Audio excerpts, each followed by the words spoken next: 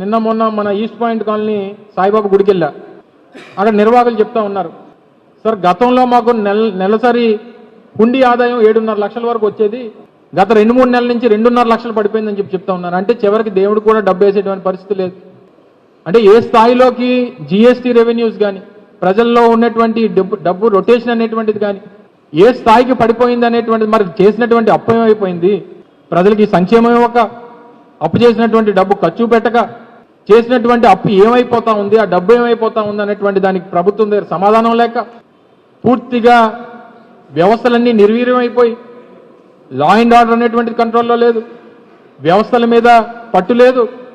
చివరికి ఏ స్థాయికి దిగజారిపోయారంటే రాష్ట్రంలో ఉన్నటువంటి బీసీ మంత్రుల్ని టార్గెట్ చేసి మొన్న సర్దార్ గౌతు లచ్చన్న కార్యక్రమానికి సంబంధించి మా మాజీ మంత్రి జోగి రమేష్ గారిని ఆ అసోసియేషన్ ఇన్వైట్ చేస్తుందని పారసారథి గారితో, గౌతు లచ్చన్ గారి మనవరాలు గౌరవ శాసనసభ్యులు గౌతు శిరీష గారితో వారితో క్షమాపణలు చెప్పించేటువంటి పరిస్థితి వచ్చింది.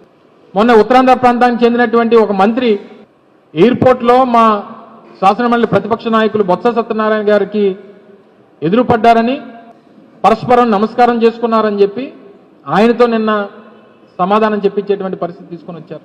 అంటే ఏ స్థాయికి వీరు దిగజారిపోయారు అనేటువంటి దానికి ఇవన్నీ ఉదాహరణలు.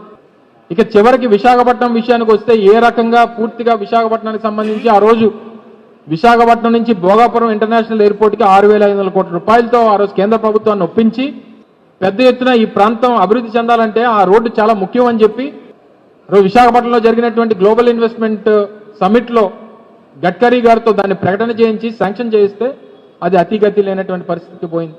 చేసినటువంటి ప్రాజెక్టులను కొనసాగించాలి, తీసుకున్నటువంటి నిర్ణయాలు కొనసాగించాలి, ప్రజలకు ఉపయోగపడేటువంటి ఆలోచనల్ని ముందుకు తీసుకొని వెళ్ళాలి. ఇవన్నీ పక్కన పెడితే విశాఖపట్నం స్టీల్ ప్లాంట్ గురించి మాట్లాడేటువంటి పరిస్థితి లేదు. నిన్న యూనియన్ నాయకులందరూ కూడా గౌరవ పార్లమెంట్ సభ్యుల్ని కలవడానికి వెళ్తే మీకు జీతాలు ఇవ్వట్లేదా అని చెప్పి ఆయన తెలియనట్టు అడుగుతూ ఉంటే ఏం సమాధానం చెప్పమంటారు? రేపు 8వ తారీఖున మోడీ గారు వస్తామంటున్నారు, దాని మీద ప్రకటన చేయాలని వైఎస్ఆర్ కాంగ్రెస్ పార్టీ డిమాండ్ చేస్తూ ఉంది. ఇద్దరు ఎంపీలు ఉన్నటువంటి జేడీఎస్కి కేంద్రంలో స్టీల్ మంత్రి ఇస్తే అదే కర్ణాటకలో ఒక స్టీల్ ప్లాంట్కి 15,000 కోట్ల రూపాయలు ప్యాకేజ్ తెచ్చుకొని ఇంకో 15,000 కోట్ల రూపాయలు ప్రామిస్ తీసుకున్నటువంటి పరిస్థితులు పక్క రాష్ట్రంలో ఉంటే 21 మంది ఎంపీలు కూటమికి ఉండి కేవలం ఈ స్టీల్ ప్లాంట్ని కాపాడుకునేటువంటి దానికి హామీ ఇచ్చినటువంటి కూటమి ప్రభుత్వం.